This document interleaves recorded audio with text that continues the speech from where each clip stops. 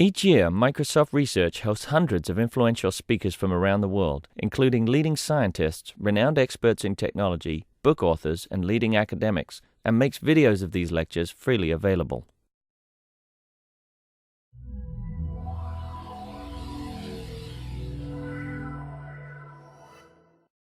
All right. If everybody will take your seats, we can get going again. So, just one announcement. The reception this evening, I have maps up here. It's very close to where we are now. It's literally, I'd say, a quarter of a mile from where we are. So it's easy to walk. It'll take 5 minutes to walk from here. There are maps up there. The basic trick is just walk up on one side of the parking garage or the other. The shorter way is to walk on that side of the parking garage, just to the next street, turn left, and walk up the street to the stoplight, cross the street, and you'll see it right in front of you. Microsoft has a big new complex of buildings. There's a soccer field there. There's a bunch of places that look like a store. The restaurant that's there is called Spitfire. That's where we'll be at 6 o'clock. So, everybody's obviously invited. If you need a map, they're up front. I have plenty of copies. So, all right.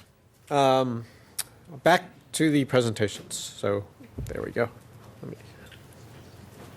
So my talk is going to be about work that's going on at Berkeley and at the UPCRC about applying image recognition techniques to image retrieval.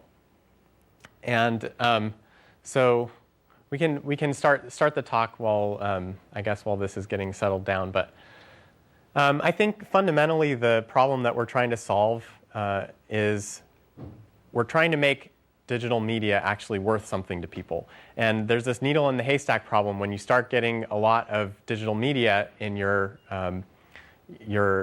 setup at home that you can't actually find it, and so you can't actually use it. And so I like to say that the incremental value of a new piece of data is sometimes negative, right? Because the more data you accumulate, the less you can actually use it.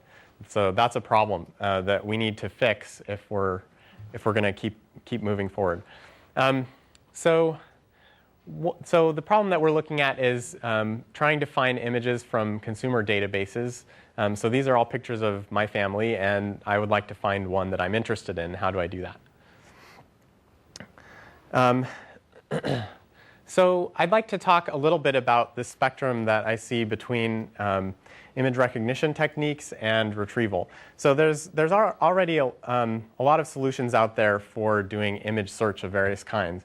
You know, at the one end where we're talking about things that have traditionally been called image retrieval, we have very lightweight search problems where we're looking at metadata search, where we have images that are tagged. And you know, if I'm looking for a picture of Jim in my database, well, it looks for all the pictures that have a tag of Jim and it pulls them up.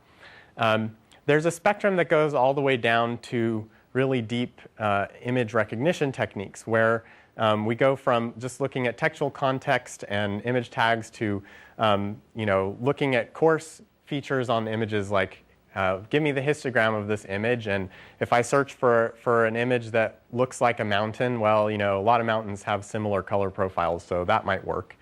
Of course, that doesn't work on a lot of problems, so we continually add more and more features, more finer features, until we get to the level of actually trying to understand the semantics of what's going on in the image. And as we do this, we are going from, you know, computations per image ranging from milliseconds all the way to several minutes. And so the goal here in this project is to show how parallelism can sort of shift the kinds of things that we do in image retrieval and bring things that traditionally have been far too expensive to apply to image search into the domain where we can actually think about that. So there's a lot of interesting computationally intensive algorithms that people use in computer vision, and we saw some great talks this morning that were going over some computer vision problems.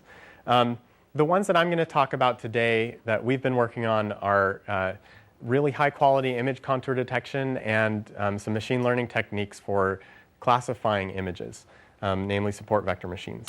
And so we see things like, for example, the highest quality image contour detector that's known today takes minutes per image, and with parallelism and, you know, rethinking the algorithms behind these, we take it down to seconds. So we're trying to make it so that we can apply techniques which are far too expensive to even consider for search applications and bring them into search. And so this is kind of the outline of what a lot of retrieval applications look like. We start out with a set of images. If we have a database, presumably we're incrementally updating this database. But as we get new images, we perform feature extraction on them.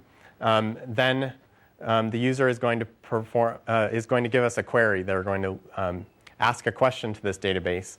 And that is going to be used along with the features that we have to train a classifier that differentiates between images that are interesting or potentially interesting to the user and those which are not.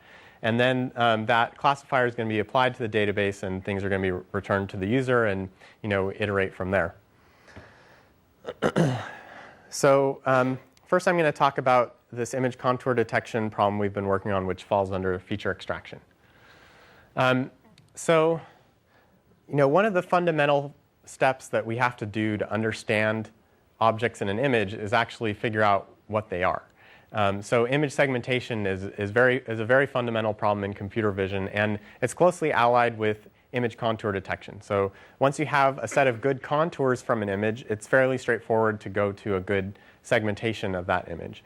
And what I mean by that is the work to find good contours can be on the order of several minutes, and the work to actually go from contours to segments can be on the order of 1 second. So these are closely related problems. And the idea is once we have segments of an image, we can then extract features from each of the segments and classify the segments and expose them for searching. But the problem is that image segmentation is a hard problem, and high-quality segmentations can take minutes per image. So let's talk a little bit about the image contour detector that we're working with.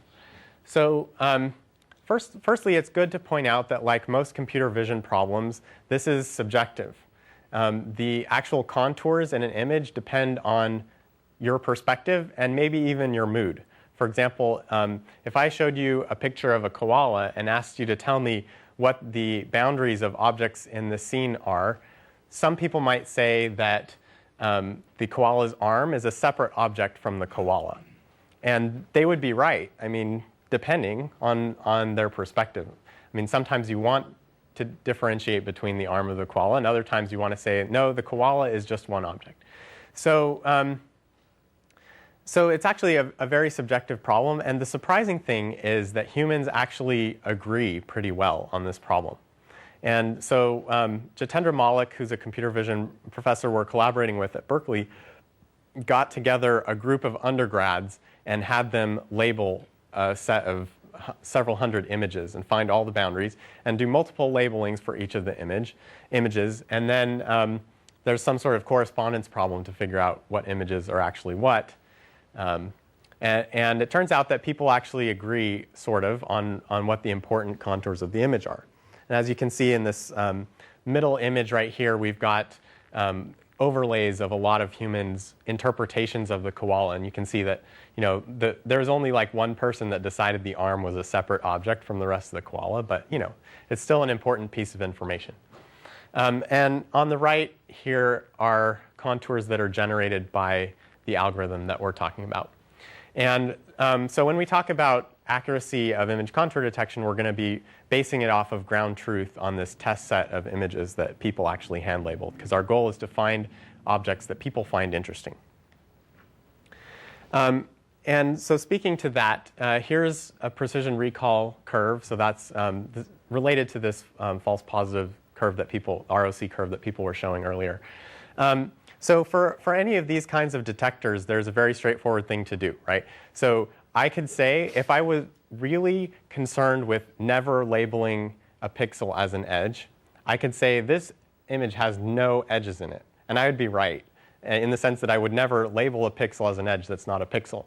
However, I wouldn't find any of the pixels which are edge pixels. And so that would be over in this regime, where we're high precision. We're never claiming that a pixel is an edge when it's not, but very low recall in the sense that we didn't actually find any edges. Conversely, we can label every single pixel in the image as an edge, and we will for sure not miss any edge pixels, but it won't be very useful. So there's always a trade-off in these kinds of algorithms between precision and recall. And so the goal is to be as far up close to the top and to the right as possible. Sorry. So this algorithm that we're working with, called the Global Probability of Boundary algorithm, published last summer. It's currently the most accurate image contour detection known. This graph is showing, like the past decade of computer vision research. They went through and found the papers and applied the techniques from these papers to their database and showed that, yes, actually they are improving the quality of contours. And we've gotten it to this point, this red point. If you boil down the curve into a single number that kind of maximizes both precision and recall, it's called the F metric, then humans are at 0.79, and this algorithm gets 0.70. Something like the Sobel edge detector, or the Canny edge detector would be somewhere around 0.5. The problem with this algorithm, even though it's getting pretty good and it's finding really useful boundaries, is that it's very computationally intensive. It runs about 3.7 minutes per small image. And that's a 0.15 megapixel image, so it really limits its applicability. If you tried to index all the images on the web, by the time you actually went through, even applying a big, huge data center to the problem, there would be so many more images you wouldn't be able to keep up. So this is a really computationally intensive problem. And so we've been looking at parallel algorithms and implementations for this algorithm, and we have brought down the time for image contour detection from about 4 minutes to 2 seconds using very parallel algorithms on NVIDIA graphics processors. So I'll talk a little bit about that. So this computation, what I want you to get from this slide is that there's a lot of pieces to it. There are things like machine learning algorithms like Kmeans, where we're doing clustering on the image, traditional image processing things like convolving by filter banks, some other computer vision things that are used in other approaches, such as non-max suppression and intervening contour codes. We have a big generalized Eigen Solver, which was actually the most dominant part of the problem computationally. I'll talk about that in a second. And other image processing things like skeletonization. So there's a lot of things going on in here, and we worked on all of them. So just to sort of give you a flavor of what kind of computations we're looking at, Kmeans is a clustering problem where you start out with unlabeled data, and you need to cluster that data into K clusters. And the way that's done is basically by the guess and check method. So you start out and you assign random labels to all of your points, and then you figure out where the centroid of all of the clusters implied by those labels are, and then you relabel the points based on which centroid is closest to each point. And then you iterate and hope that you converge somewhere. And this is done on the image to find important textures. So the image is convolved with a set of universal textures, and these correspond to feature vectors for every pixel, about 30 elements long, and then we cluster those into, say, 32 or 64 different clusters. And that gives us sort of a way of ignoring some of the noise in the image while still finding similarity between pixels. So another thing that's going on here is gradient computation. We're looking for edges, so this is kind of a way of suppressing noise when we're looking at edges. If you imagine 2 half disks centered at every pixel, each of them are oriented at some orientation and have some radius. If we sum up all of the responses in each half of the disk and compare how different those are, then we get a metric of how strong of an edge we have at that orientation, at that radius, at that pixel.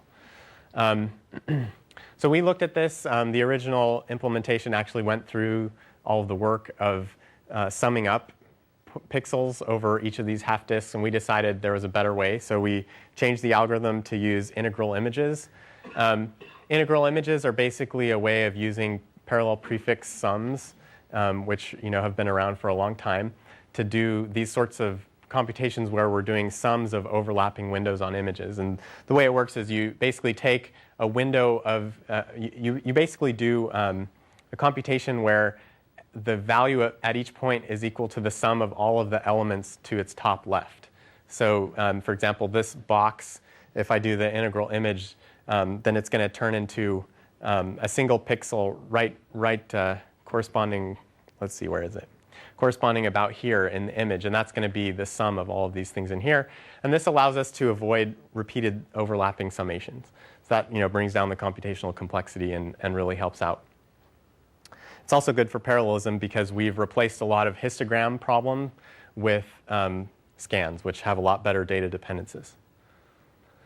So the next thing that was really important computationally was this Eigen Solver, and this is a spectral graph partitioning approach. So we had some talks this morning about graph partitioning, and it's a very useful problem. The thing is, there's a lot of different metrics that you can apply to graph partitioning. And the min-cut method, which is the common one used in a lot of graph partitioning approaches, is bad for image segmentation and image contour detection because it tends to cut off lots of tiny little pieces everywhere.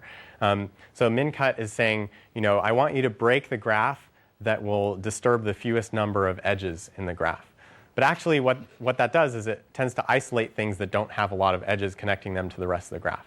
And so if you change the metric from a min-cut metric to a normalized cut metric, where we're looking to minimize the number of edges that we cut that are normalized to the sum of all of the edges that are leaving the subgraph that we're cutting, that problem actually is much better for image segmentation.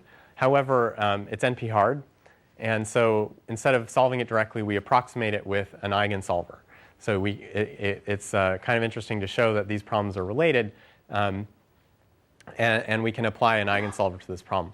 So the other way to think about this is that this allows us to use global information about the things in the image to find boundaries. Instead of, the gradients that I was just talking about is a very local operation where for every pixel we're looking at a radius, trying to see if things are different enough to say there's an edge at that pixel. Instead of doing that, this is a more, it's a way of globally understanding the image. So every pixel is related only to a few pixels in the surrounding neighborhood. And we turn those relations into a sparse matrix that talks about how each pixel is related to some of its neighbors. And then when we find the eigenvectors of this matrix, it turns out to correspond to regions that should be grouped together. And here's an example of what it looks like. So here's a picture of a guy in a hula skirt and the eigenvector, one of the eigenvectors that comes out of this. So the thing to notice is that the eigenvector does a really good job of finding important boundaries in the image. So there's a lot of texture in here. There's a lot of confusion in the foliage back here of things that might be edges, but it's hard to say. And the eigenvector that comes out of this formulation is actually really nice. So the Eigen Solver problem itself is actually very interesting computationally. So in the Parlab, we happen to have a number of experts on sparse eigensystems, Jim Demmel being one of them. And so we went to him and said, Jim, we've got this eigen problem. How do we solve it? And he helped us out doing some algorithmic exploration. And we found that using the Lanczos algorithm with this kind of not very commonly used technique called the Coulomb-Willoughby test ended up being the best choice for this algorithm. So these are the kind of results that we're seeing. So like I said earlier, the original code was running at about 3.7 minutes. We took it and parallelized it over a dual socket quad core system using p-threads and got it down to about 30 seconds. And our GPU implementation takes 2 seconds. So we can say that there's a lot of good parallelism there. And it's interesting to see how Amdahl's law bites us in one form or another for these different platforms. Of course, a lot of the reduction from the Eigen Solver is because we've changed the algorithm and gone to a more efficient algorithm for this problem. But these kind of results are exciting because this particular image contour detector is very powerful, but it's not very widely used because it's so computationally intensive. And we believe that with these kind of results, people can start applying this in a lot of situations where they couldn't before. Just some other data points about our GPU implementation. We actually ran it on a number of different GPUs. This is the same binary, just running it on a different number of cores, all the way from 2 cores in the integrated graphics that are now in Apple's laptops, all the way up to the GTX 280, which is the biggest GPU NVIDIA sells right now. And things scale pretty well. You'll notice that at 30 cores, we have 2 data points, and I somehow dropped a label, but the lower one is actually the Tesla board that has more memory but lower memory bandwidth. So we can see that this algorithm, that kind of measures the memory bandwidth dependence here. And also we can check scaling behavior in terms of image size to see what kinds of images we can handle. Turns out that we're limited on the Tesla board, because it has only 4 gigabytes of memory, we're limited to about 1.8 megapixel images, just because there's a lot of data that's generated in this process. But we can see that the runtime scales fairly well in the number of pixels. And most importantly is accuracy. If you're speeding something up but you've thrown accuracy out the window, then it's not that much of a help. So on this benchmark, comparing against ground truth for all of these hand-contoured images, we achieve the exact same accuracy as the serial version. So kind of summarizing for this segment of my talk, I think that parallelism really is we really can use parallelism to practically take things that were much too computationally intensive to be widely applied and bring them into domains that they wouldn't have been able to address previously. And so I'm pretty excited about that. So the next thing I want to talk about is classification. So this is the process of analyzing images and classifying them as interesting or not, or it can be used for other recognition purposes as well. So we have spent some time looking at support vector machines, which are a pretty widely used technique for classification. And in the content-based image retrieval context, using a support vector machine means finding a decision surface which separates image classes. And these classes are going to be defined by the search query itself. So the goal of the classifier is to maximize the margin between the classes, which gives us a pretty general classifier that hopefully is resistant to noise. So training an SVM is the process of you have a set of test images that the truth, and you want to learn from them the correct classifier. And it's a quadratic programming optimization process where we have the number of variables in this optimization process is equal to the number of test images that we have labeled truth for. We go through, and the goal is to find a weight for each of those images. And the great thing about support vector machines is that they can be nonlinear. So you can find a linear classification surface, which is basically just a hyperplane in some feature space separating positive examples from negative examples. Or you can use a kernel, which allows you to get rather nonlinear classifiers. But because of the formulation of the SVM, you avoid overfitting to your data, which is the common problem with a lot of nonlinear classification approaches. So to do this, we are actually using the sequential minimal optimization algorithm, which was invented at Microsoft Research by John Platt. I guess he's probably not here today. I was kind of hoping to say hi, but it's a great algorithm, and it's widely used in support vector machine training.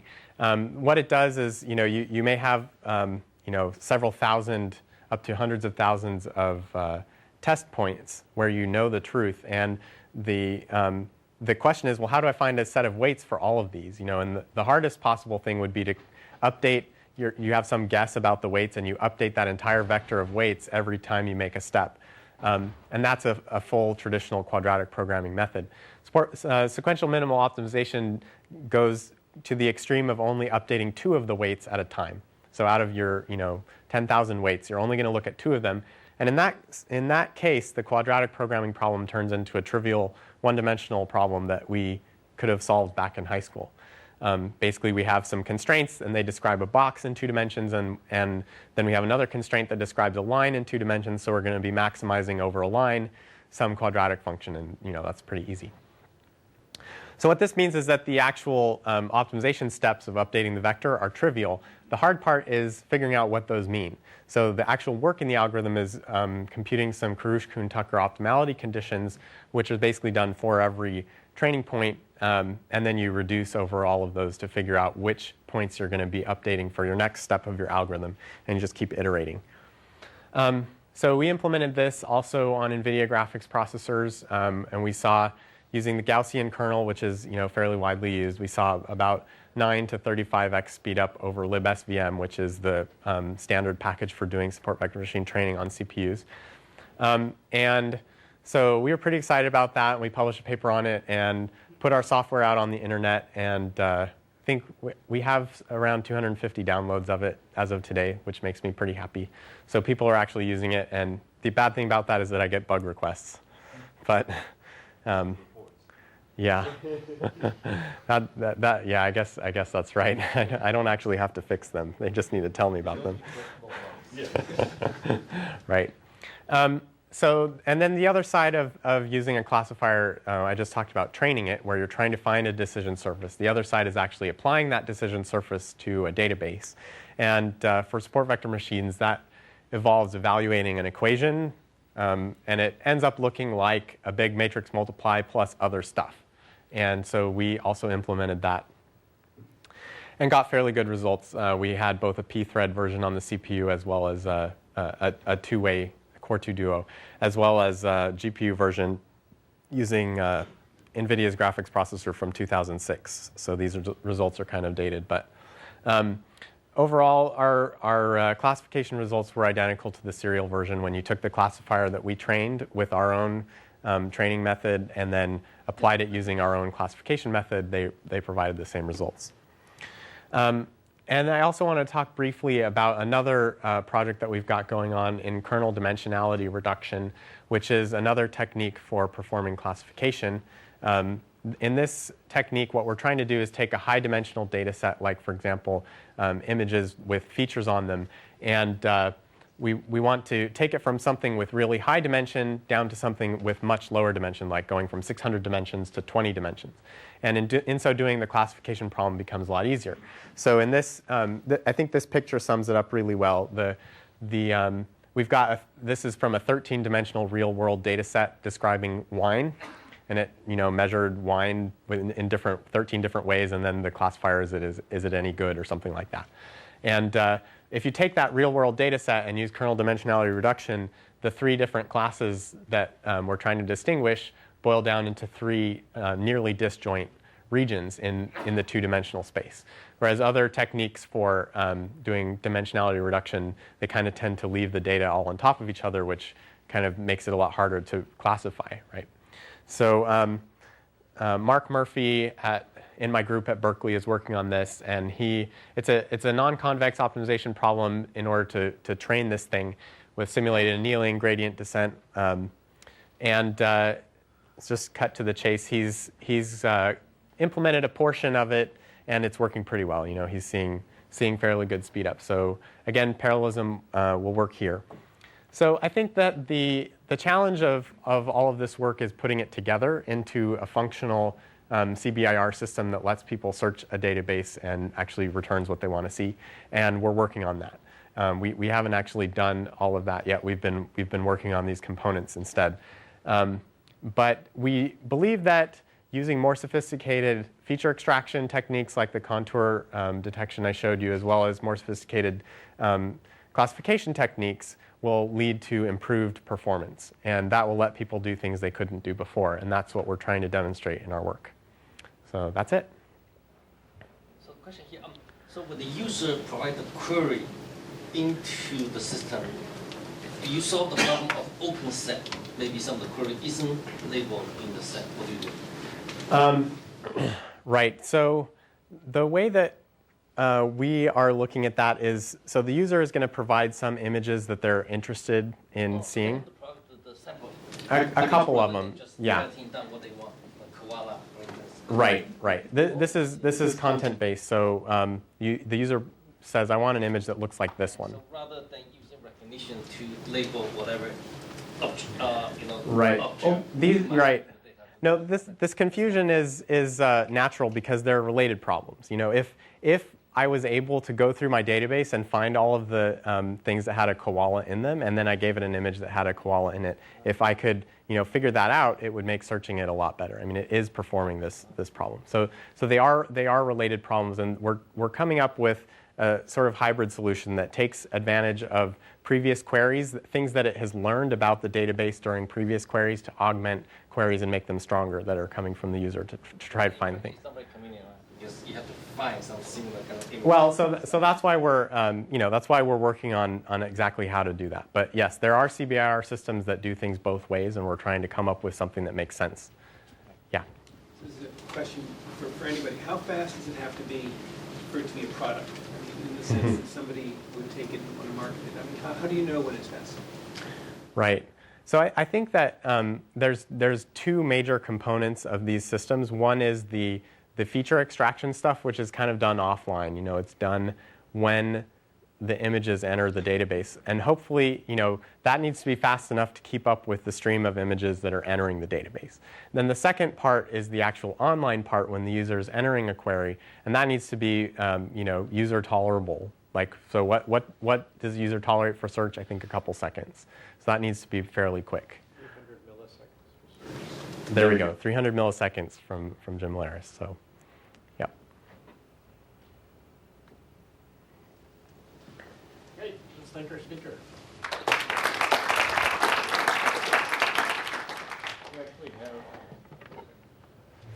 Hello. Am I on? Yeah. Thanks for fitting me in. Rick talked this morning about stuff we can do with large collections of images. We all know that one very easy way to get a large collection of images is to record some video. So I'll just talk about a bunch of work we've done in the area of video. And my goal with all of these explorations is my dream is to take the sort of effects that Hollywood people make today and ensure that my number one customer, the only person I know who actually does anything with video, which is my mother, can play around with them. One of the things, so this is my mum's laptop. She likes it very much. And I guess one of the funny things is why we've spent all this time saying that parallel programming is just around the corner. Does anyone know how many cores are in this thing? 4. Is it only 4? That's 2 or 4. Okay, in the GPU. So you have to be careful, right? I'm using Intel definitions for core because we have Intel people in the audience. But NVIDIA definitions for cores are slightly different. They would say there's 16 or 32 cores. I see. The main thing is using that to improve the core efficiency. There you go. the main thing is that the programming model is parallel. So we've been saying it's in the future. Well, it's already in the past in some sense because people who are coding for this thing are coding for a machine with, in their minds, in the programmer's minds, many more cores than are in it. I know you didn't like that picture, so I gave you a picture that's much more likely to be the kind of thing you like the look of. Okay, so what are we going to do? Well, here's a classic, here's a piece of video of my office, and I've performed a traditional video edit on it, which is I've overlaid a logo. And then, I've used some extra special graphics to make it nicely 3D, but it's not really 3D, it's just a 2D overlay on a 2D video. What we might want is something a bit more like this video here. So that the 3D object that I've embedded is living more in the world of the video rather than superimposed on it. So I can do this computation, but it's effectively the key to doing this, and now we can see the logo is beginning to appear again. The key to doing this is to run photosynth on the several hundred frames of video to generate 3D cameras. So the same 3D camera positions you saw before are now a smooth trajectory, and you render the 3D object with that.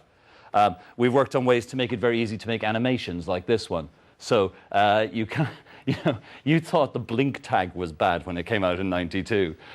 You thought word art was bad. Well, this is the future. So again, these sort of edits, we know how to make the user interface very simple, but it actually requires a massive amount of compute to process the video in order that these edits are easy to render. There are still some problems with that. So, for example, this video is, I'm very proud to say, made Bill Gates laugh at that point. At that point, there was a sound from the man opposite me. So a great thing is happening here. One part of your brain, which does geometry and stuff, is really happy that this is probably on the whiteboard. That's where you think it might be. Another part of your object recognition system, which is looking at the relative depth ordering of objects, suddenly gets nastily broken when the TechFest goes in the background. And that's because, despite all my protestations about 2D overlay on another 2D thing, turning it into 3D, this rendering has absolutely no knowledge of the dense structure of the scene. So having spent lots of time computing the camera positions, we're now in a position to spend lots more time computing a representation of the scene which looks a bit like this. Now this is a fast rubbish depth data where bright points are far away and dark points are near to the camera, so it's encoding distance. We obtain this representation by looking at the images themselves without using a depth camera. Because the scene is rigid, I can treat the frame-to-frame transformations. I can pretend that a pair of successive frames is a stereo view and recover a rubbish depth map like this. But this depth map is nevertheless enough to correctly occlude, to generate the clean occlusions that I get in this sequence. So we have the same thing again. But now it's less disturbing when the video passes in front of the object. You'll notice it's still not perfect. There's a bit of boiling around here and so on. But certainly for home video use, or at least in the near term, you'd expect that this is not as disturbing an output as we had the first time. By the way, the reason I can use the rubbish depth samples is because I have access to an algorithm by Antonio Cremonesi and Tony Sharp at Cambridge, which they call geodesic image segmentation. But this algorithm is probably not interesting for this workshop because it's extremely fast. So you can process a large CT volume and generate these segmentations completely interactively. So we'll just skate over that. Okay, so I said that one of the reasons I could recover depth from that sequence was because it was a rigid scene. You'll notice that there weren't any researchers running backwards and forwards in front of the whiteboard. If we'd been studying tracking, there would have been lots of researchers, but no moving camera. I've always wanted to be able to process scenes a bit more like this one. So you have an object like this giraffe, which is sort of undulating and articulating as it moves through the scene. We have a pair of giraffes, one occluding the other, and the camera's panning. So I want to know how to deal with non-rigid motion and what the representations are for doing that.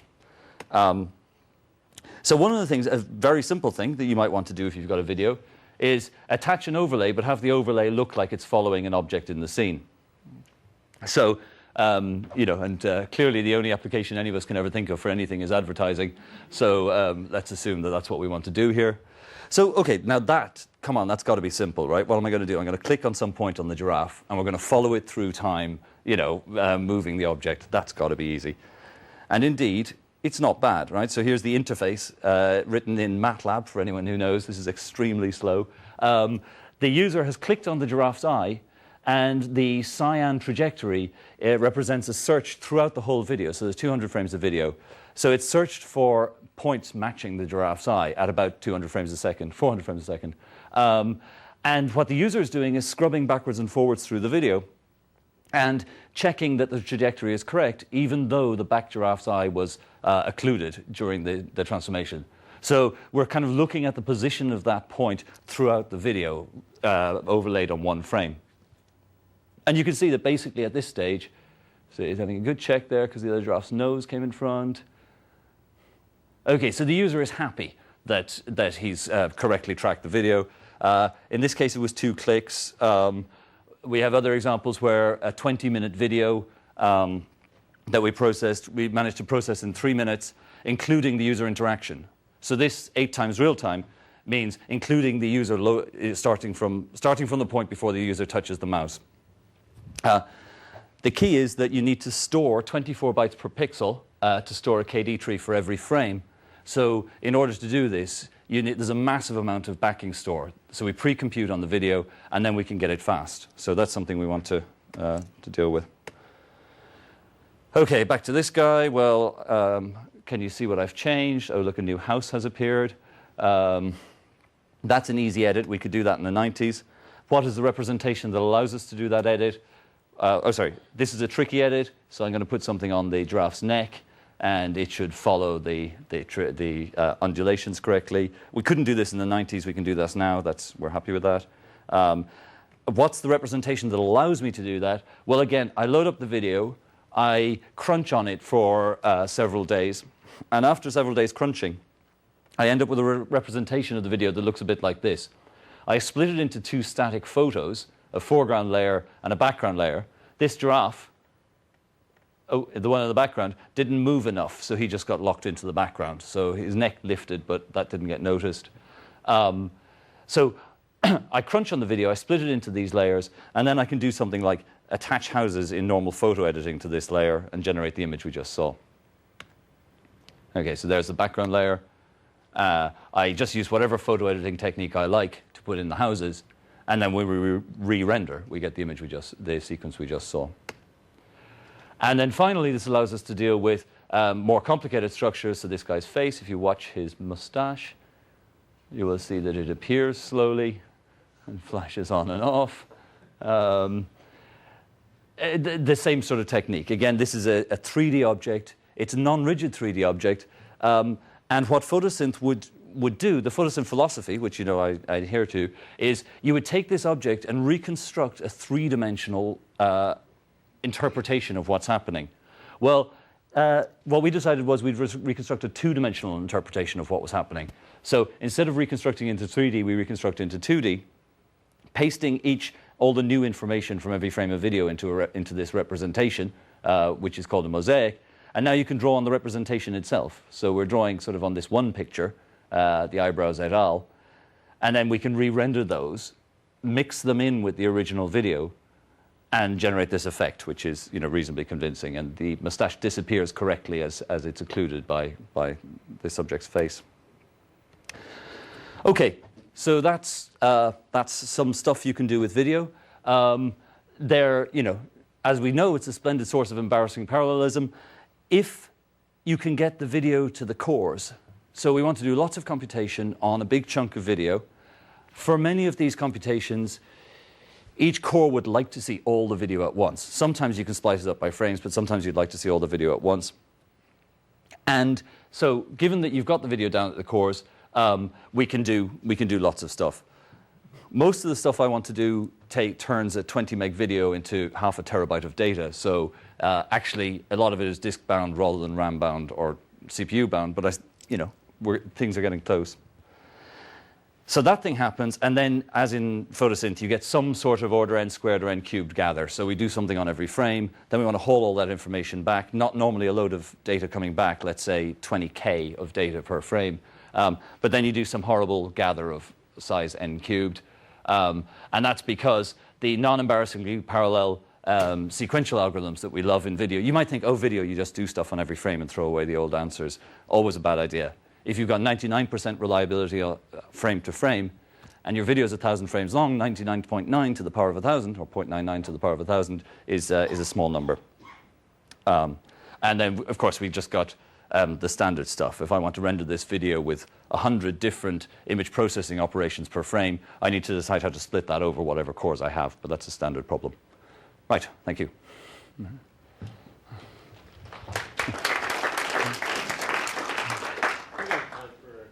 If there are any questions? Great. Thank you. Oh, there's one over there, sorry. So some of this is going to be done very slowly offline, and then beyond the user's patience, and then something fast happens for the user using all that stuff that's sitting on disk. And so what would be done, for example, is drawing the mustache, but the face had been processed offline. Is that right? That's the idea, yeah. But sometimes something we would love to do is half the time, when you run this, it doesn't get the face exactly the way the user might have believed it should be. One of the things it's supposed to do, if you're blinking, it's supposed to make space in this representation for both the open and closed eye. So they're both sort of living there.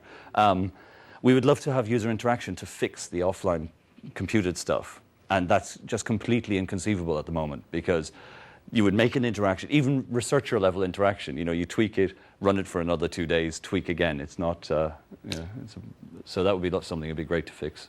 Yeah. photosynth to get it to work on the person's face? We didn't use the photosynth. We actually used a different bundler for this, but oh, sorry, no, to work on the face. It can't do it at the moment. We used photosynth embeds tracks. You imagine if you follow the eye, you generate a track like the cyan curve we saw on the giraffe. Photosynth takes hundreds of thousands of those tracks and embeds them into a 3D space. We are taking 100,000 of those tracks, but we're embedding them non-linearly into 2D space, not close to linearly into 3D space. So it's quite a different problem. The mechanics of it are quite different. It's a multidimensional scaling problem, basically. So I'm just thinking of an app, so there are avatars in these sort of online real world interact with one another. Would this be usable in there? You mean to recover the texture map for the... So if you wanted to make an avatar that was somehow looked like you but changed and it's running in real time because you're interacting. Oh, yes, yeah. Except that even the tracking bit, so once you have what you would do is take the texture map, and then with every new frame you would discover the mapping between the texture map and the new frame. Our implementation of that is currently like several minutes per frame. So yeah, if you could real time that, you would have a lot of opportunities. Yeah. But that's part of the pre-process, because our output is just the motion vectors, which, yeah. Thanks.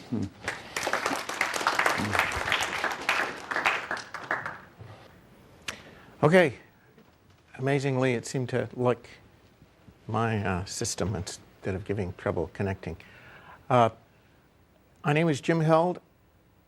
Director of Tera-scale computing research means I'm a cat herder in our central labs at Intel.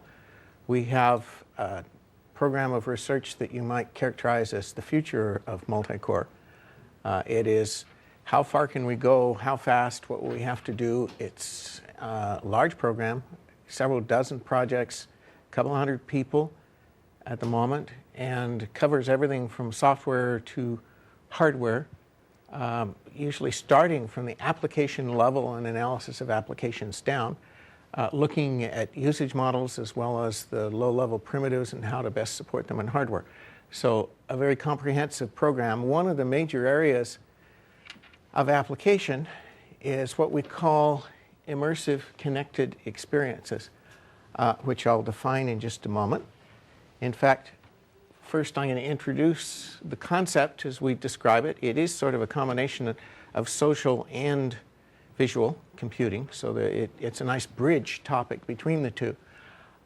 What are the requirements we see in it, what our research agenda is, what the various projects are. My goal is to introduce these, not to go into depth on the actual details of the research, but vector you to the people who are doing that work. If you're interested, I'm sure they'd be delighted to correspond with you. Potentially there'll be some collaboration with the folks, both at Microsoft Research or at the universities and UPCRC. Some of the folks are here in the audience, so I'll highlight that when they come up. Others, different parts of the world, I'll mention that as well. Now, ICE comes really from a combination of trends coming together. Social networking has been growing tremendously, a very important use of computing for us to be aware of. One aspect of social networking that really uses compute on the client is the user-generated content. Now, that can be just the text that someone puts in a blog or texting in a chat room, but people are getting much more sophisticated, creating their own, sometimes rather interesting videos, and in the case of virtual worlds, much more complex 3D content. The idea is that we're moving from a world where the content displayed and used in applications doesn't just come from professionals as it does in a traditional PC game, for example. Broadband connectivity means that we can draw on a combination of the client and a rich network of servers in the so-called cloud, for example, and that the computation, one of the questions is how best to take advantage of that computation capability and to deal with the complexity that having a distributed application implies. Mobile computing is growing. It won't be too long before desktops begin to disappear or turn entirely into a local server or a specialized workstation, because so many people value the ability to take the client with them, whether in the form factor I'm using here or in a handheld device or in a combination working together, as the earlier CBIR presenter illustrated with his combination of iPhone and his Macintosh computer. Visual computing is something we're very interested in because it's becoming a major fraction of the compute use on the clients. PC clients are increasingly being called on to interact in a much more rich way. Visual computing is part of that. When I talk about visual computing, I mean much more than graphics, though. Visual computing in our terminology is a combination of not just photorealistic rendering of images, but also the combination with modeling and simulation that makes your interaction with that representation realistic and responsive. It requires physics, it requires recognition, as well as rendering. It requires a mix of computation, not just data flow, flop-oriented graphics processor, but the more general purpose and actually the combination of the different kinds of compute come into play with the kind of applications we think of when we talk about visual computing. So all of the different kind of very interactive application environments that, yes, include video and 3D and other visual representation, but mixed in with a representation of the world. Now, there's one other aspect that comes to what we call connected experiences. Why do we say immersive connected experiences?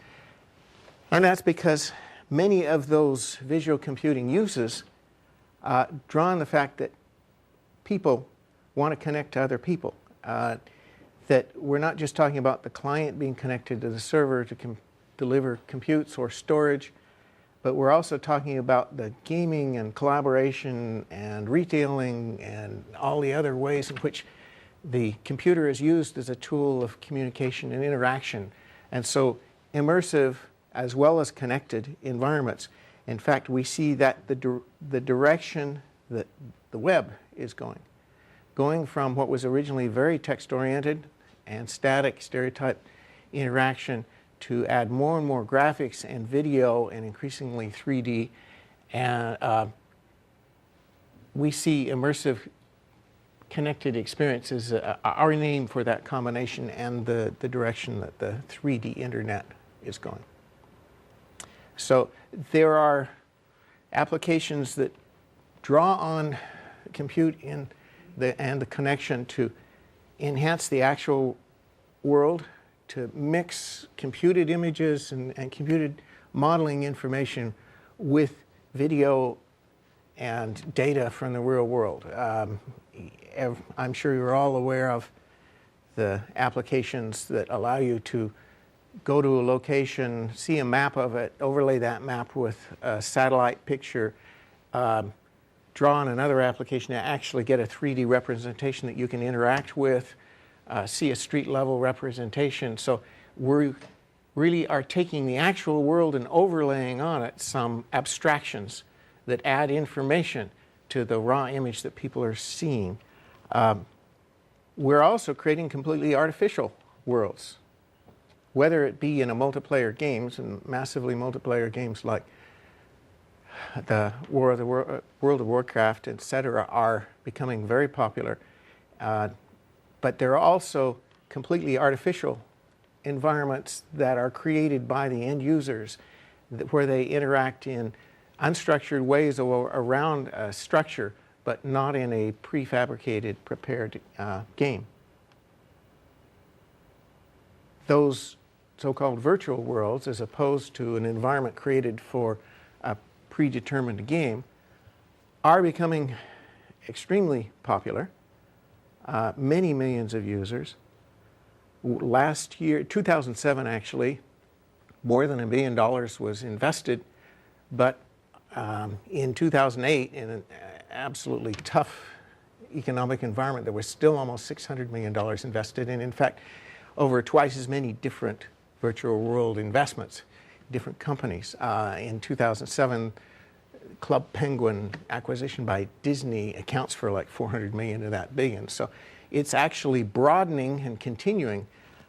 Most of the interaction is going on without really using the full potential of a computer to deliver a rich model and a rich visual environment. You see Habbo and Neopets and Poptropica, which really involve interaction through a browser and more of a 2.5D animation environment. They still have the idea of visual representation, high level of interactivity, model of the world, and in fact, commerce. Almost all of them involve the ability for, naturally, the participants to spend money to add to their environment. They involve them creating and having possessions in that environment. Some of them, like Second Life, allow that economic return to flow both ways, Linden dollars in and out of the environment. So we're getting a large number of virtual worlds, a lot of participants. It's taking hold in the youth. Most of the participants, like, well, certainly a little more than half, are preteen or younger. And so people are growing up with this as a way of interacting with each other through a virtual environment. The last bullet here on the right-hand side, I think, is particularly significant.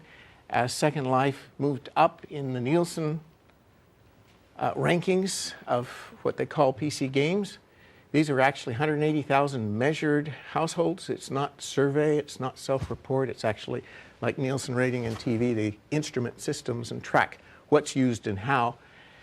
And it accounted for the second largest fraction of the total minutes played, and people were spending like 680 minutes per week engaged with the virtual world in Second Life, second only to World of Warcraft.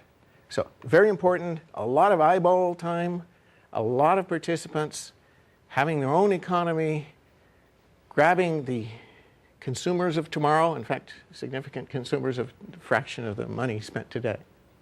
So, of course, interesting to Intel as a future usage model. We also have that augmented reality as opposed to the virtual world, particularly with mobile devices. The mobile devices are great to carry around sensors, cameras, acceleration devices to sense orientation and motion. All kinds of things can be packaged into that device with a wireless connection to a lot of compute resources. What do you do with it? Well, often that interaction involves augmenting what's being captured on the device with information that's centrally stored or centrally available. We've got some examples there. Being able to use the camera on the device and overlay instruction on what to do to disassemble the engine, for example, or a translation or identifying some device. Another area where we see that this combination of visual computing with connectedness and the balance of compute is going to really increasingly create new usage models that are draw on multi-core computing, not just in the servers, but on the handhelds as well. So ICE is our name for what we think is a compelling set of new usage models or uses of computers that's going to drive consumption of compute and gives us an opportunity to add value by responding to it, by giving the right kind of platforms, the right kind of processors. What does it need? Well, there are all kinds of challenges if we're going to respond to those uses. One, of course, traditionally figuring out what the demands are on the server and the client. Memory bound, compute bound, storage, what kind of compute, what kind of operations are being done, what kind of network connectivity is required. All of those are our traditional role and something we do with all of our applications that we analyze, that we get, in-house or build in order to shape what we do.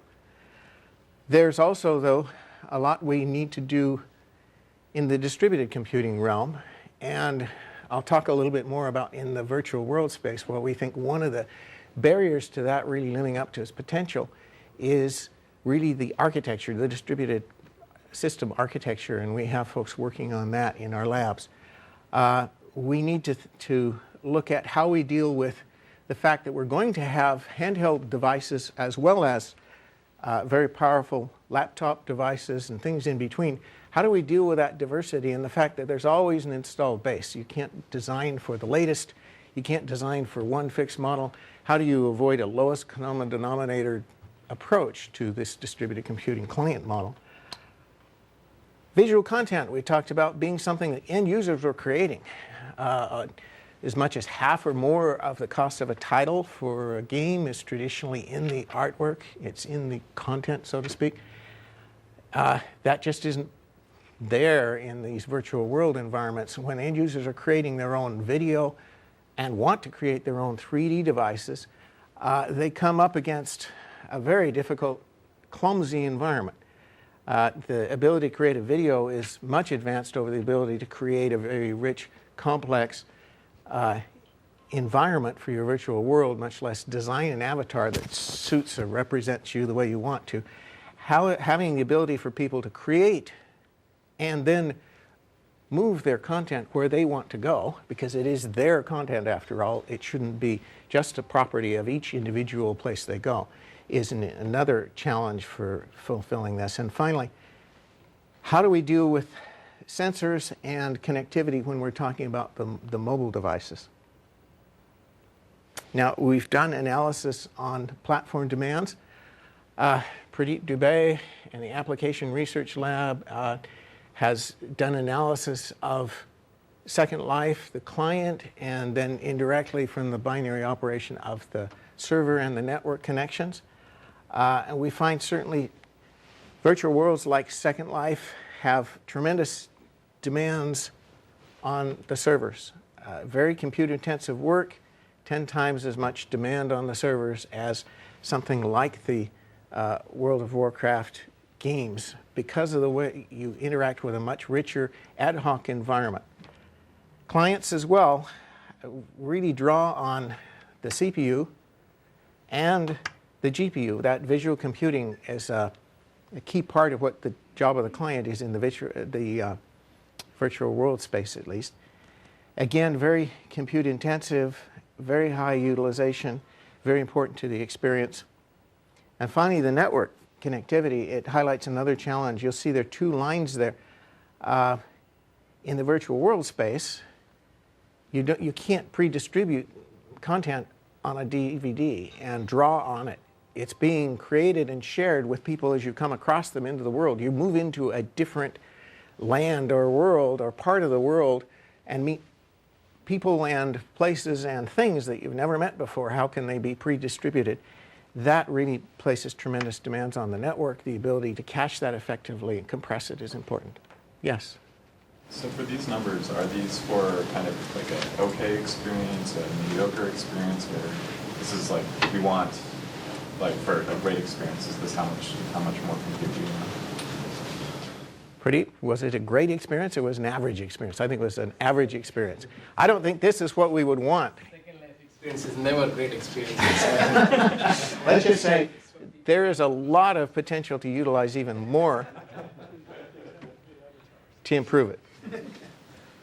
A challenge with this aspect of ICE, the virtual world, is dealing with complexity of the environment.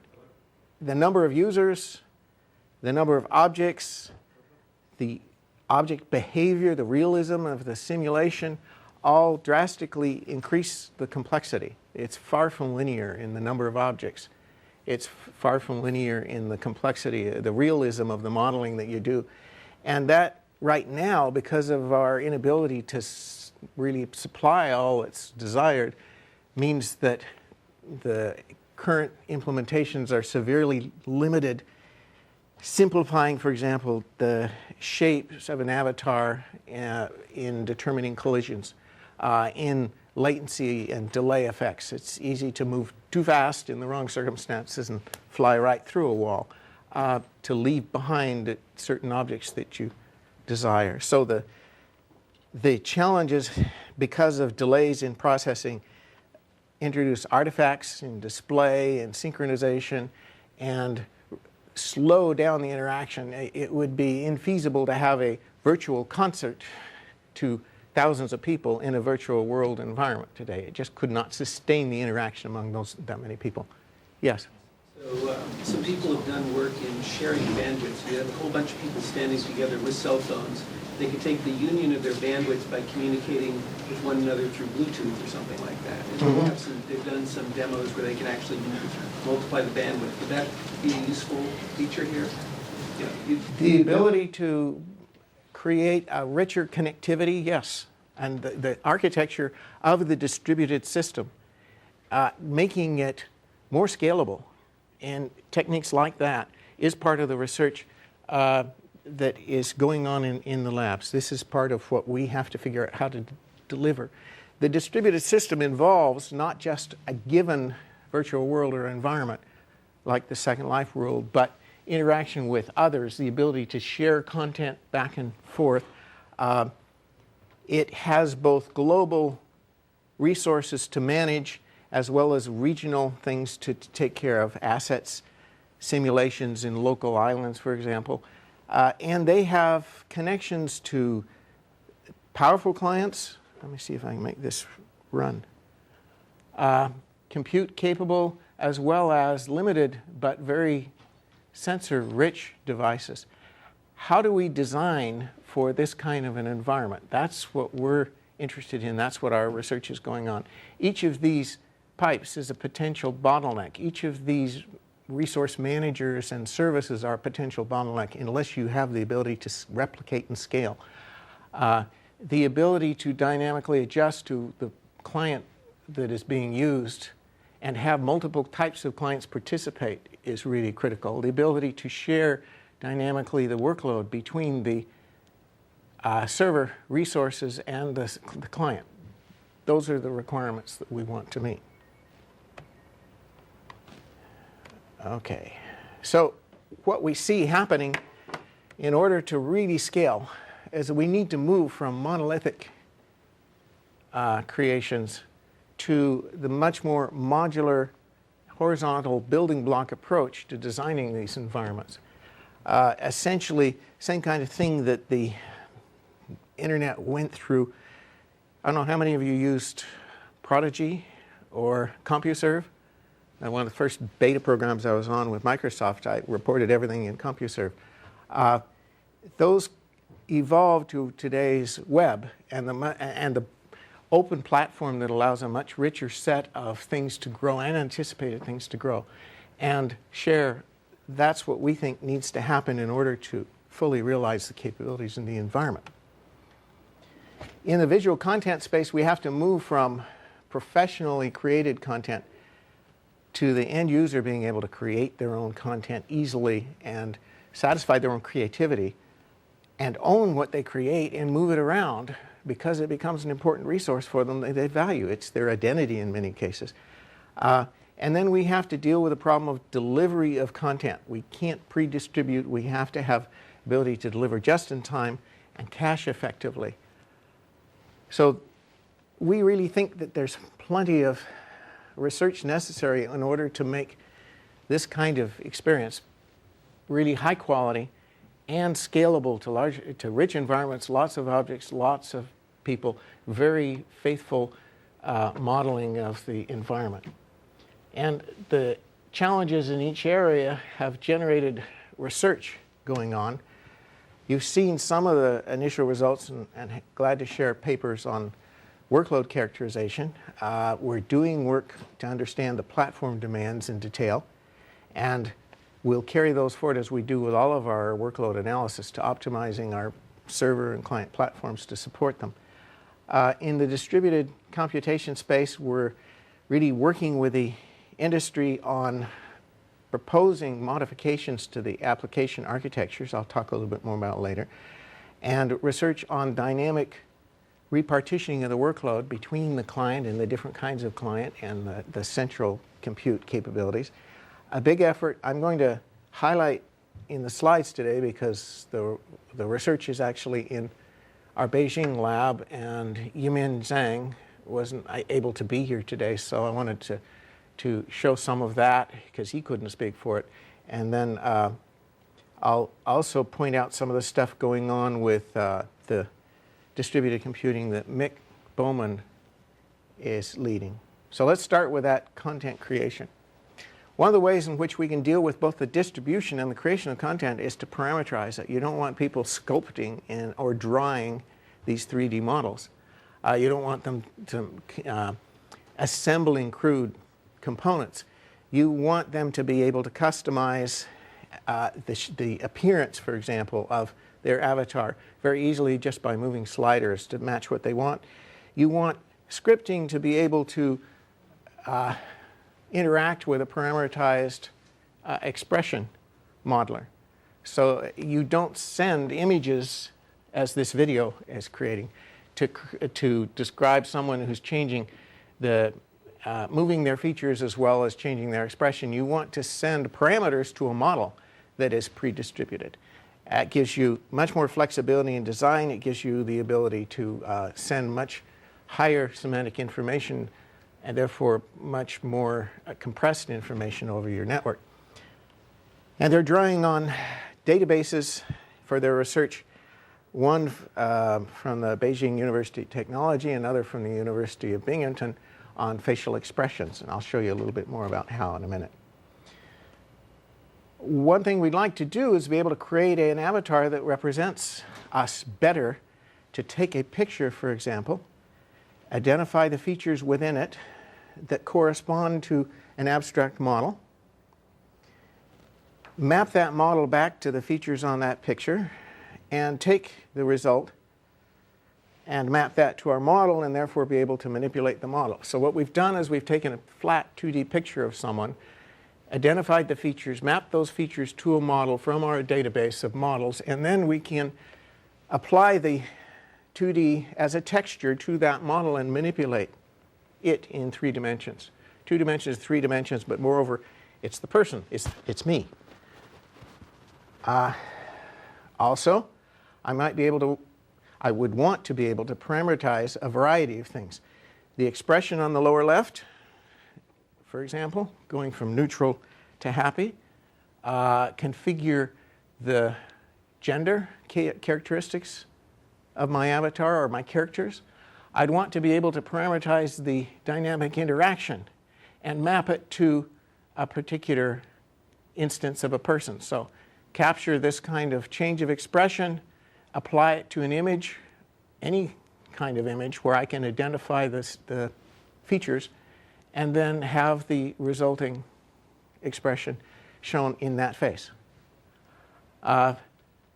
Facial features, even ethnicity, all can be done by use of that 3D database, treating it as a model, allowing what we used to call morphing techniques to make it a continuously variable transition. This to me was science fiction when I was growing up, right? You answered the phone with an avatar that looked perfect even though you had just gotten up. Or maybe you represent yourself as an avatar of Brad Pitt or Arnold Schwarzenegger or whoever. You can do that with the technology that's being developed on the research in content tools in our Beijing lab. You do want to be creating 3D models, not just mapping textures, manipulating, doing the expressions of an avatar. And that's a tedious process that, again, is very expensive to do. And so what they've developed is a tool to take pictures around an object. It provides view planning to suggest what would be the best camera positions to capture an object, and do the image-based modeling. In other words, tracking and doing correspondence analysis against the images and turn that into a 3D representation and extract the texture, creating therefore a 3D model that you can then use and animate in your virtual world. So going from something that is done by experts and expensive and tedious. It might be improved with a 3D scanner to something the ordinary person can do by the appropriate use of their digital camera. We have work at the Intel Research Seattle lab on what we call everyday sensing and perception, and our goal is to be able to infer context from sensors in your handheld device that are accurate 90% of the time for 90% of your day. 90% is actually very hard to do and something you're not going to be able to do without visual information, without video capture and vision and recognition.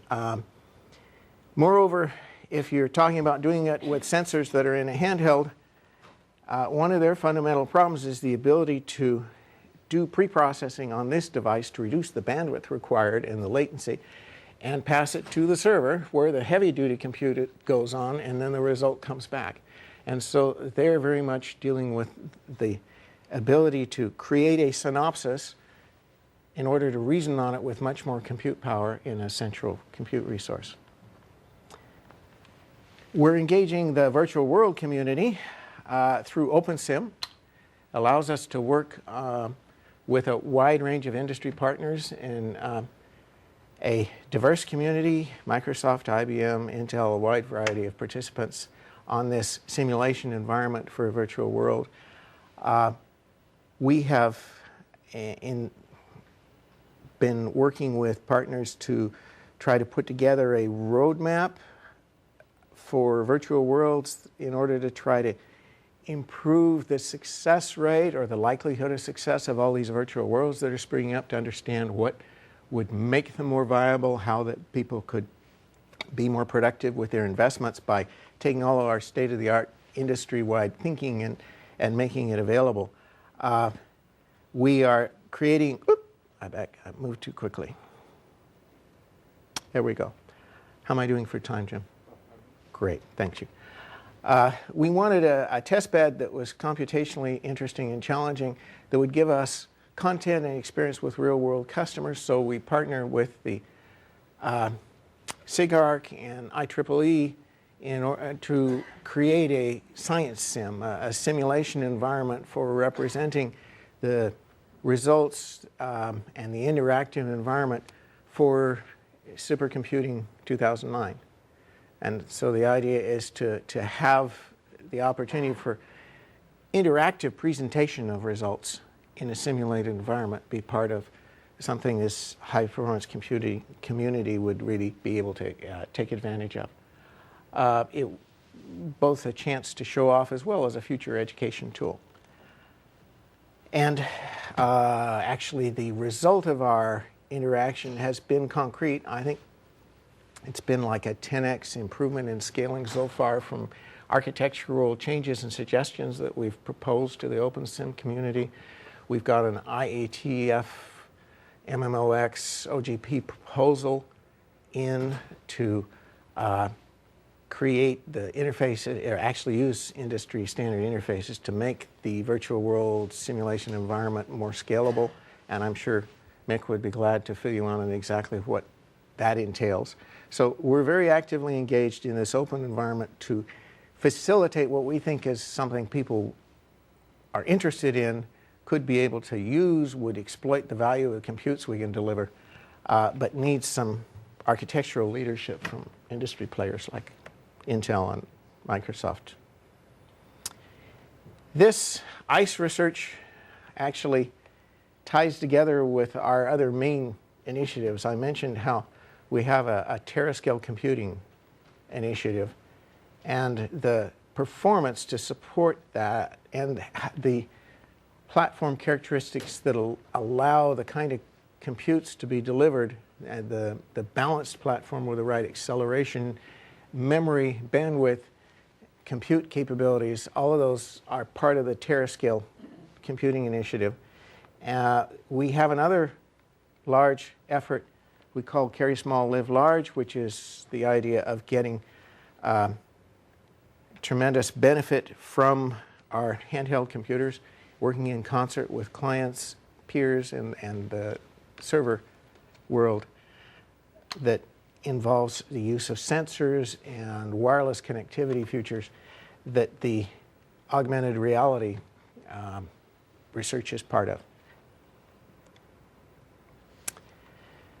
Visual computing is really a big thrust for us. We've been talking about work underway to develop the Larrabee architecture, and I've talked at SIGART and elsewhere about the characteristics of Larrabee. We're making a big investment in that space for future product. That needs to be fed by research. We've had a long-standing relationship with Saarland, so we put a large amount of money into what it will be our largest lab research effort in Europe. It'll be part of our Intel lab environment or collection. I'm missing the word, in Europe.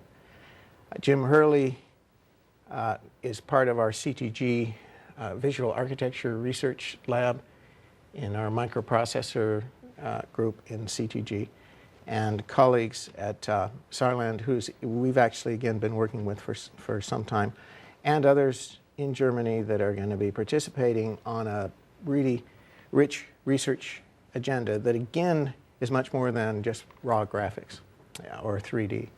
The concept of visual information recognition, capture, and the simulation and output, what it makes possible in terms of interactions, the human-computer interaction that's possible given these modalities. So again, another big investment in what is very much the underlying technologies for the immersive computing environments. So we think this is an exciting area of applications. We sort of come way up from our previous talks about the enabling algorithms technologies to a much broader view of the ecosystem trends, what it's giving rise to in usage models and applications. We think it's one that's going to draw on all of the research we've described so far to deliver something that end users are already interested in, already beginning to pay for, and will make use of our processor and platform technology. Any questions?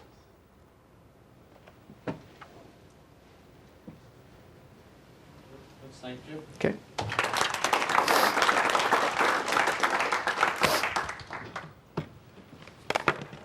Hey, good afternoon. My name is Phil Chou. I manage the Communication and Collaboration Systems group here at MSR, and we do a bunch of work in telepresence, and I'm also involved in a cross-group initiative in telepresence here. Telepresence is a word that was coined by Bill Buxton in the early 90s as part of the Ontario Telepresence Project. He meant it to be rather broad in interpretation. Technology to support a sense of social proximity despite geographic and or temporal difference.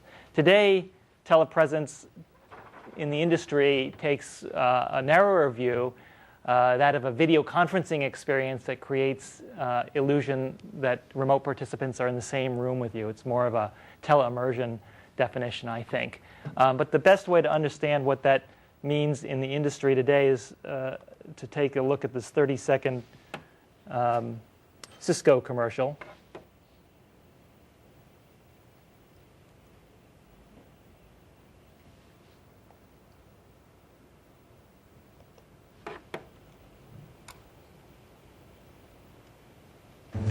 So,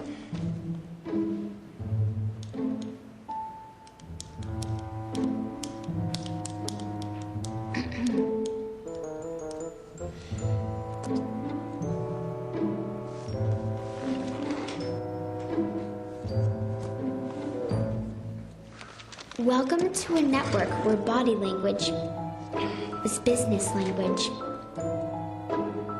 Welcome to the human network. So you've just seen a high-definition, full-sized, life-sized video conferencing experience that's so compelling that one participant forgot that his counterpart was actually remote. This Cisco telepresence system along with others like it, costs several hundreds of thousands of dollars per room. And of course, you need at least 2 rooms to make it useful. And that doesn't mention the additional tens of thousands per month of operating cost. So it finds a rather narrow market, but there is a market, popular among executives in particular. Microsoft itself is purchasing a bunch of these things. But the general feeling we have at Microsoft is these are somewhat akin to the mainframes of the 70s. And so there's a lot of opportunity sort of downstream from that. So one of the takes we have on telepresence in research is that it could be closer to ubiquitous computing, which is a notion that Mark Weiser in the Computer Systems Lab at Xerox PARC had promulgated in the early, 88 through 95. And the idea is that instead of computation being delivered through boxes on your desk or from the back room, it actually would computation would be woven into the fabric of the environment. And so they built a bunch of devices, PARC tabs, pads, and live boards, which are today's PDAs and tablets and interactive whiteboards. An example today might be Craig Mundy's, our CTO's, conference room over here, in which the room, every surface of the room is some interactive display and interactive surface. All the walls, the table, and everything. So there, the room is the computer, and that might be what ubiquitous computing might be today. We're interested more in the communication aspects of ubiquitous computing. So this was called Ubiquitous Media by Buxton in the early 90s. And it really is driven by sensing and rendering devices, input and output devices, both for audio and video, meaning microphones, cameras, speakers, displays, sort of the ubiquity of those things, particularly in cell phones. So all of us have all 4 of these modalities sitting in our pockets. And there's also more infrastructure-like things, laptops, desktop monitors, conference room devices, IP cameras. We have these things here, and we have I can see 6 different cameras in this room. So lecture rooms are highly equipped. Our highways, we have hundreds of cameras publicly accessible just looking at our highways. Cities like New York and London have thousands of cameras just connected to the police network. So these devices are really totally ubiquitous. Even if you look at a regular office, here's a picture of my office. There are many devices connected to the internet, my laptop, my phone, my desktop, and my camera phone, which is taking this picture. And each of those devices has 4 or 5 or more high bandwidth sensors or rendering devices. So there are 25 broadband sensing and rendering devices in this picture. Over here, everybody's bringing laptops and so forth. I'm estimating that there are 55 to 70 microphones, loudspeakers, cameras, or displays in that conference room. So they're really ubiquitous. And the question we ask is, how can we use these devices to assist with better communication between people? So there are several opportunities. One could be, for example, better audio capture. You get microphones that are closer to the people who are actually speaking. Similarly, close-up views of participants. The laptops may have cameras that are actually looking at your face. You can use this ad hoc array of sensing devices to locate people in space in the room and help people remotely understand what is going on in the room. For the people in this room, or for people in the remote rooms who are listening in on this conversation, there's spatialized audio to get a better sense for these guys over here, to get a better sense of what's happening spatially in this room. Over here, there's flexible use of display real estate because there are lots of displays all over. So there are a lot of opportunities. I'll go through some of these. This is just showing where all the 25 devices are. So here's an example of using an ad hoc array of microphones, in this case distributed on the laptops that are of people in the meeting rooms, to do sound source separation. So putting 4 people on their 4 laptops into separate sound channels. If they're not separated, one of the, let's say laptop number 2, its microphone sounds kind of a mixture. The lawsuits claim the company distributed illegally copied software through the internet. Most of the pirated software probably comes from overseas and is they're talking over each other and at a deep discount and sold to consumers.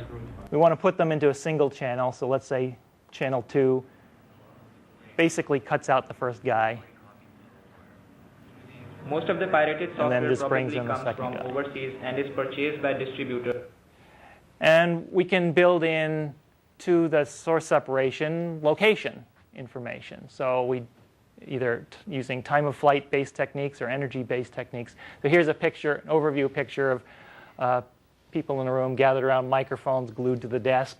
And this shows that we can locate through sound that's uttered by only the people who are talking, so no pinging sounds or anything in the room, that we can jointly locate the active speaker here in this red dot and all of the microphone locations, which are accurate to the ground truth down to a few centimeters.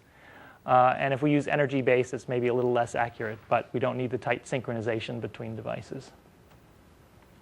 So what you can do, you get the source separated and you get the sources located in space, then you can help the other people in the other remote rooms understand what's happening spatially. So instead of the traditional mono signal in a room, which maybe sounding like this. Oh, then you have to pick 3 places? Yeah. So what if we all agreed on the first one? Hey, Greg, we got one done. I'm putting a square around Hawaii. Yeah. So let's move on. Okay. So that's a traditional mono thing, and only the people in the middle can probably hear the stereo. But if they are spatialized, it's easier to tell what's happening in the room, how many people there are. Yeah. So what if we all agreed on the first one? Hey, Greg, we got one done. I'm putting a square around Hawaii. Yeah. So let's move on. Okay. So it's taking advantage of cocktail party effects that people have. Of course, if you do these spatialization tricks, then you have to deal with the acoustic echo cancellation problems that happen in the room. So if I'm in my office listening to spatialized audio and I'm talking into my microphone, that's being interfered with by stuff coming from now 2 loudspeakers instead of just 1, and there are some inherent ambiguities that go on with 2 loudspeakers. We need to cancel out what's coming out of these loudspeakers so the guys back in the conference room don't hear what they've just said. But fortunately, because we're able to control the spatialization, we're able to disambiguate anything here and cancel out what comes in through the microphone. So here's a concocted example of what the microphone may hear. You're hearing now stuff coming, spatialized audio playing out here, and you're hearing a mono signal.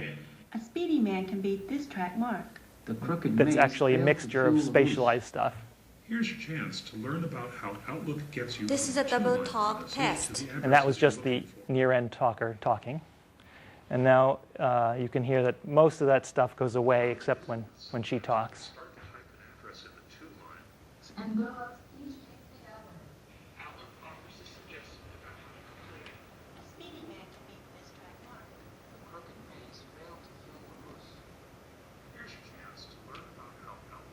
This is a double talk test.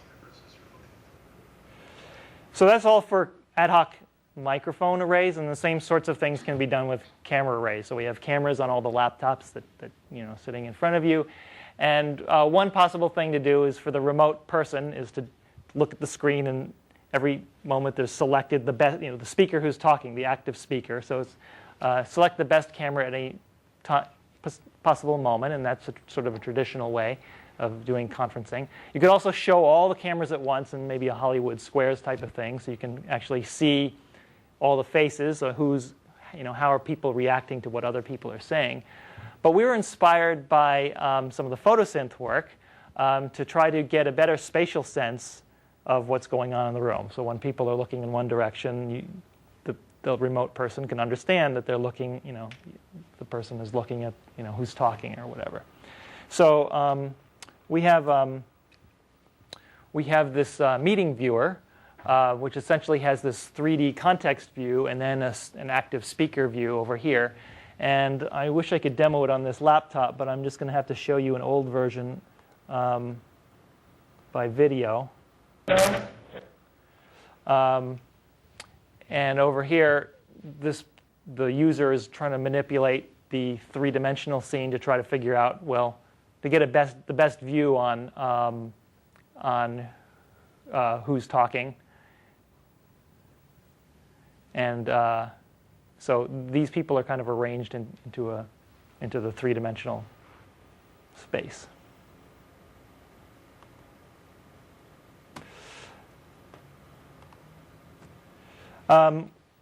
We're also looking at mobile things, trying to augment phones with something as simple as stereo earbuds or goggles. I won't be talking about these today, though.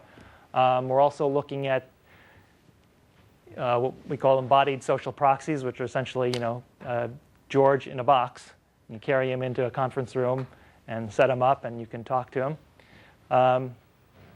And things that are related, other kinds of stand-in devices, some robotic type things, some that just sit on your desk.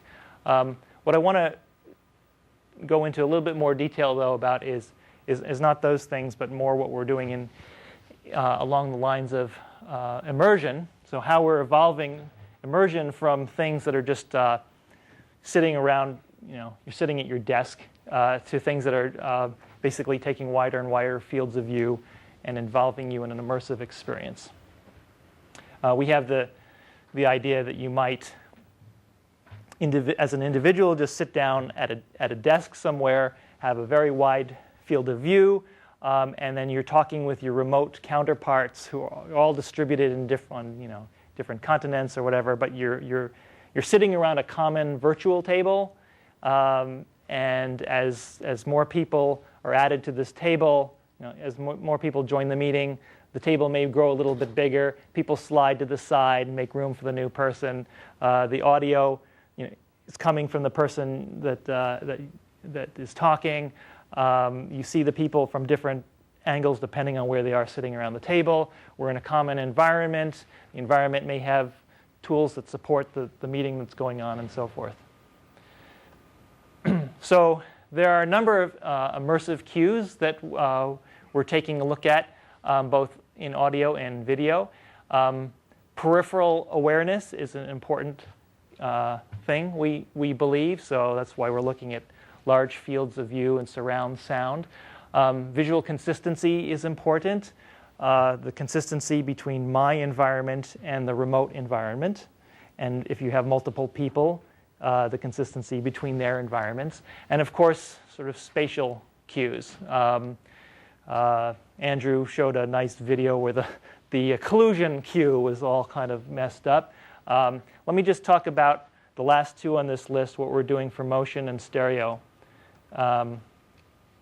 So motion parallax, we sometimes call monocular 3D, because even if you have only one eye, you can get a sense of depth through your motion. So what you see on the left is a video of how we can change what's displayed on the screen as a function of the position of the viewer in order to get a sense of 3 dimensions.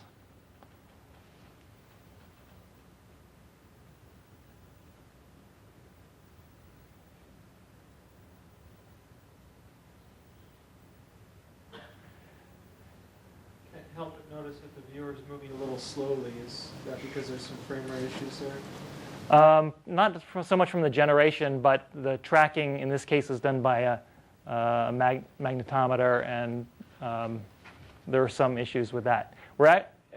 After this was made, we started tracking using face detection and head pose estimation, and that's actually what you see on the right side. So here, Chou is looking at this screen, and this red rectangle is what's detecting his face and size right now and driving his screen. And we're also now doing a little more sophisticated stuff with head pose estimation. We're also looking at stereo 3D, typically using for display systems existing technologies such as autostereoscopic displays or displays where you need some kind of goggles. These require, even just putting images on these things actually requires a fair amount of, there's a lot of data. So for each pixel that you're trying to, you scan through this thing, putting pixels down on the display, and each one comes from, say, a different camera. So if we have a upstairs we have a 5-view autostereoscopic display. We have 5 cameras feeding this display. For each pixel that we output to the display, we have to pick it from one of the cameras and at a particular position on the camera depending on how the cameras are calibrated. And so we have to do some bilinear interpolation, for example, on each of those cameras. And we just couldn't fit it into our 4-core machine, but we squeezed it into the graphics processor. But there are some issues even doing elementary things here. That's on the display side. Of course, you need to capture multi-view imagery. So image-based rendering is an important element of that. And so we do spend some time trying to do camera array stuff and view interpolation.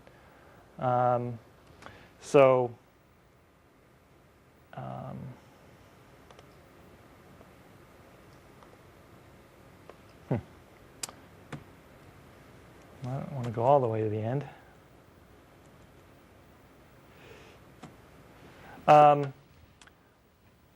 In order to put people into a common background, you have to actually remove their existing background. So foreground, background, segmentation, and replacement is important. So, with enough computational power, you can do a pretty good job at it. This runs many times real time, so we've been looking at things that are much faster, such as using infrared depth cams to help speed that up.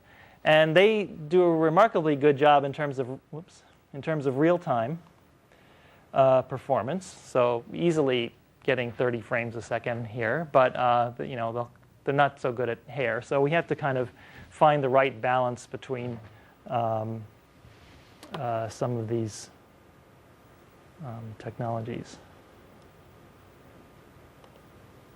Another alternative to the image-based rendering things would be to go more on the graphics route. And of course, we've been looking at using avatars, and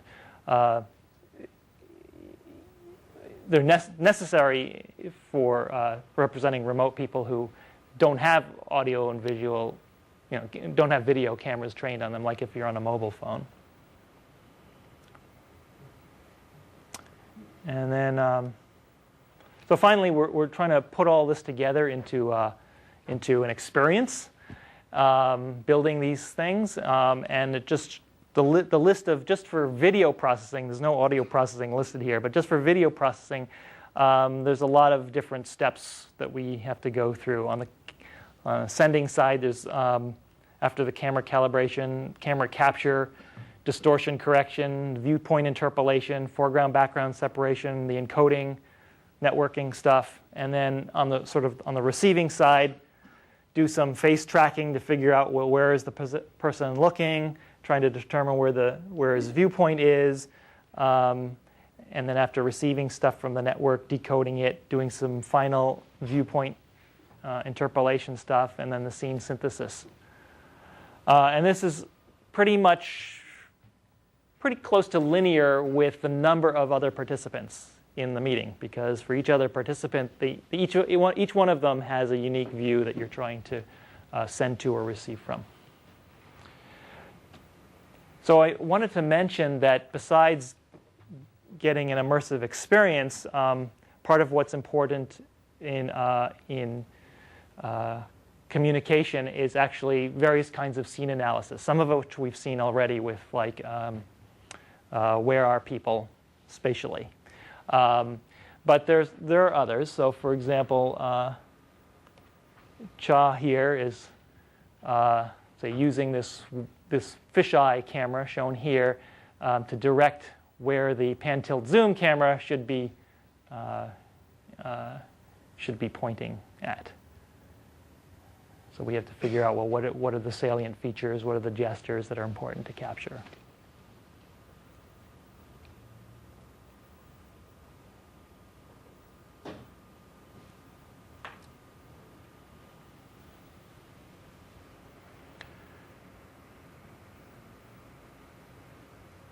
So one reason scene analysis is important, and this is a bridge to the next, to Lili's talk, is social interaction analysis. So you want to know where people are looking. Are they to whom are they looking? So that maybe the avatar that you're looking at could be looking back. So that you can measure things like who is influencing whom, who's consistent in their views, who is agreeing with whom and disagreeing with whom. And you could use these within the context of a single meeting to give feedback on, you're talking too much. This guy isn't saying enough. Is the meeting really constructive? Let's say it's a brainstorming meeting, or is somebody dominating, or maybe that's the way it's supposed to be because it's a presentation. And then over time, you can infer from many meetings, social interactions that are being analyzed, what are the groups, what is the social interaction network? What does it look like from real meetings conducted through these telepresence systems? So I will just end by going back to the ubiquitous communication idea. This is just a shot of the heterogeneity that we live in and will continue to live in. Just a statement, there is no single telepresence or communication device. There will be plenty of things, ranging from just mobile phones all the way up to the most sophisticated conference rooms. And the implications for this on architecture, I guess, is, well, communication between, there's a lot of data flowing between the endpoints. So data is a huge thing. And also, the heterogeneity means that it's not really clear where the computation is going to go. I mean, the mobile phones won't have the same capabilities as these high-end rooms. The cloud isn't even pictured here, so you can imagine services in the cloud. Some of the computation could be used to save on the communication bandwidth. So there are all these kind of interrelated issues. And I'll just use that to close. Thanks.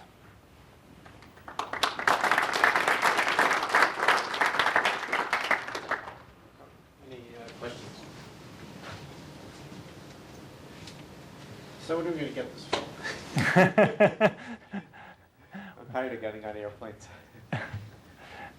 We're actually, one of the next things we're trying to look at, we're talking with Dennis actually, is how to deal with large-scale meetings such as this one, or conferences that we go to, and are there any ways to help do a poster remotely, for example?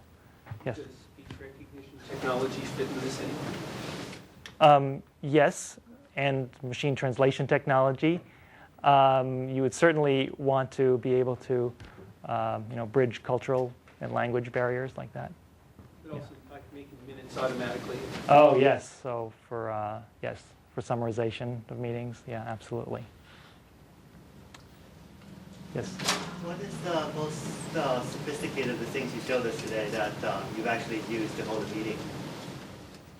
Well, actual use, we don't have a picture here, but we did here's one. This group, our group, did this roundtable device, they call it. So it's like a Polycom speakerphone, but it has a stalk on the top with a 5-camera thing on the top, and you do image stitching. And so it's 10-year-old research technology, but it came out just a few years ago in product, so we actually use it pretty consistently, and it's in most of the rooms in this building. Is there more sophisticated or not? I don't know. Is it sophisticated? 10 years ago, maybe, yes. All right, thanks. Thanks, Bill.